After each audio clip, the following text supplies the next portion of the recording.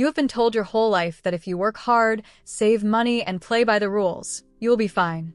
But here is what nobody tells you. The rules were never written for you. The US economy is one of the most sophisticated systems ever built. And like any sophisticated system, it has winners, it has losers, and it has architects.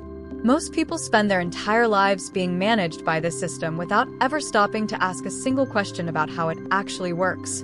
That ends today. Here is a number that should stop you cold. The bottom 50% of American households, that is over 130 million people, own just 2.5% of the nation's total wealth. Not 25%, not 10%, 2.5%. Meanwhile, the top 1% owns more than a third of everything. Every house, every stock, every asset, every business. And yet, most people still believe the economy is a level playing field. They believe that poverty is a personal failure, that wealth is simply a reward for effort, that if they just grind harder, stay disciplined, cut their spending on coffee, somehow, the math will work out. It will not. And deep down, many of you already feel that. You are working more hours than your parents did. You earn more on paper than any generation before you. And yet, homeownership feels impossible. Retirement feels like a fantasy.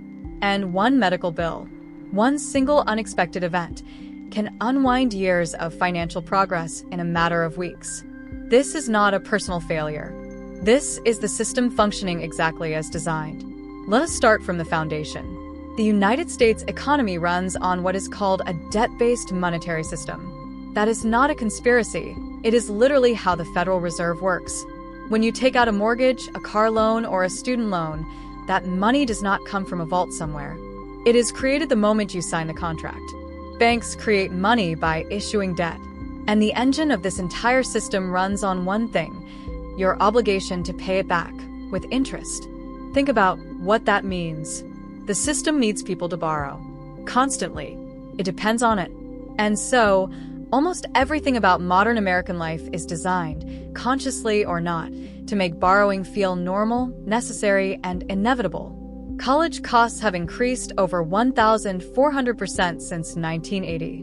Not because education got 14 times better, but because when the government began guaranteeing student loans, universities realized they could charge almost anything. Students had no choice but to borrow. Debt became the entry ticket to opportunity. Housing followed the same script. Easy mortgage credit flooded the market in the 2000s. Prices inflated. Then the 2008 crash erased trillions in household wealth, almost exclusively from the middle and working class.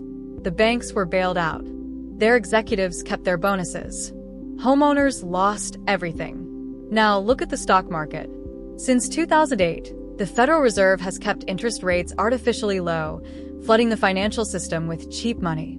That cheap money poured into stocks, real estate, and assets, things that wealthy people already owned. The rich got richer not because they worked harder after 2008. They got richer because they owned the things that inflated in value when the money printer ran. The workers' wages, meanwhile, grew at a fraction of that pace. This is not coincidence. This is structure. There is a concept in economics called rent extraction. It means profiting not by creating value, but by controlling access to something people need. Land, healthcare, education, infrastructure, data. The wealthiest entities in America are not primarily manufacturers anymore. They are gatekeepers. They own the platform you sell on. They own the hospital you cannot avoid. They own the building you rent. They own the patent on the drug your doctor prescribes. And because they own the gates, they collect a toll from everyone who passes through. Now, add the political layer. The United States has a lobbying system that is functionally legalized influence buying. In 2023 alone, corporations and special interest groups spent over $4 billion lobbying Congress. The industries that spend the most on lobbying, finance, pharmaceuticals, real estate, energy, are consistently the most profitable and the least regulated. This is not a left or right issue. This is a structural issue. Both parties, over decades, have loosened the regulations that once kept this extraction in check. The result is a country where the incentives of those in power align almost perfectly with keeping the current system intact. And the genius of it, the truly dark genius, is that it keeps people focused on each other. The working class debates which group is stealing their opportunities while the architecture of the economy quietly transfers wealth upward. None of this is meant to make you feel powerless. Quite the opposite. Because once you see the system clearly, you stop making decisions based on the story you were sold, and you start making decisions based on how things actually work. The first and most important shift is this: stop trading time for money as your primary financial strategy. The wealthy do not get rich by working harder. They get rich by owning things that generate income while they sleep. Businesses, real estate, Equity. intellectual property. The gap between the rich and everyone else is not a gap in effort. It is a gap in ownership. You do not need to be wealthy to start moving in that direction. But you do need to be intentional. Every dollar you can redirect from consumption into ownership, even modest ownership, index funds, a small rental equity in a business, shifts you incrementally from the side of the system that pays tolls to the side that collects them. Second, understand debt as a tool, not a trap. The wealthy use debt aggressively, but strategically. They borrow to acquire assets. Most consumers borrow to acquire liabilities. A car loan on a depreciating vehicle. A credit card balance for things that no longer exist. The debt is the same mechanism. The direction of it is everything. Third, build financial literacy like your life depends on it, because economically, it does. The system profits most from the financially illiterate. Understanding how taxes work, how compound interest works, how asset classes behave across economic cycles. This is not optional knowledge for the modern world.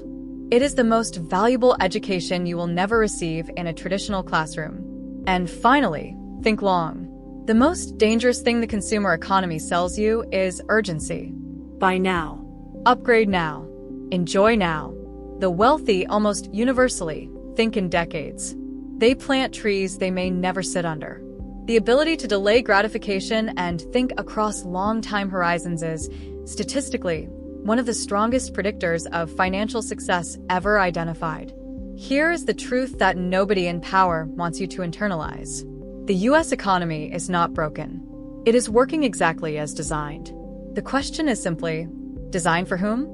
For most of history, average people never had access to this knowledge. They lived and died inside a system they never understood, never questioned, and never had the tools to navigate strategically. You are living in a different moment. Information is everywhere. The mechanics of wealth creation are no longer secrets. The architecture of the system is visible to anyone willing to look. The most radical thing you can do in this economy is not to protest it, or curse it, or surrender to it. It is to understand it. Because the moment you see the game clearly, you stop being a piece on the board, and you start thinking like someone who knows how to play.